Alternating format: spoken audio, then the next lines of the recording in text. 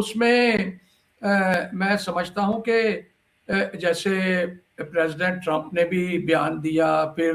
Vice president JD Vance ने भी अपने स्टेटमेंट्स में ये बात की, ईरान से भी जो स्टेटमेंट्स आई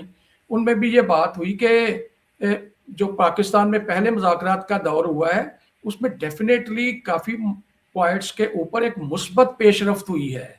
और उस पेशरफ्त से ये उम्मीद पैदा हो गई है कि फाइनली कोई ना कोई पीस का जो डील है वो हो जाएगी। तो उस लिहाज से मुझे लगता है कि ये एनकरेजिंग है, और उसमें हमारे लिए ये एक होप करने का वो है एक सिलसिला कि ये मुज़ाकरात जो हैं वो कामयाब हों, और पाकिस्तान की जो एफर्ट है कि इन दोनों को दोबारा से इकट्ठा इस्लामाबाद में बिठा के तो इनके दरमियान में मीडिएशन की जाए और किसी हल पे लाया जाए। जैसे मैंने पहले भी कहा कि पीसफुल सॉल्यूशन जो है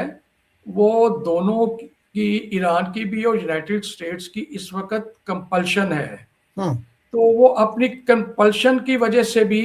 इस्लामाबाद में आने को तैयार हैं, और फिर पाकिस्तान की एफर्ट्स भी हैं कि इनकी ये जो कंपल्शन है या डिजायर है पीस की, इस पे कैपिटलाइज किया जाए और इन दोनों को इकट्ठा करके कोई ना कोई हल जो है वो निकाल लिया जाए। तो we should hope for the best. Although बड़े कम्प्लेक्स हैं ये जो मज़ाकरात में पॉइंट्स हैं, 15 पॉइंट यूनाइटेड स्टेट्स के हैं, 10 पॉइंट ईरान के हैं। इनके ऊपर कोई भी कंसेंसस करना जो है वो आसान नहीं है। मैं समझता हूँ कि पाकिस्तान की ये बहुत बड़ी एफर्ट है, और न सिर्फ पाकिस्तान की बल्कि अमेरिका और ईरान की जो दोनों निगोशिएटिंग पार्टीज टीम्स आई हुई थी उनकी भी ये बड़ी एफर्ट है कि वो कोई ना कोई कॉमन ग्राउंड जो है वो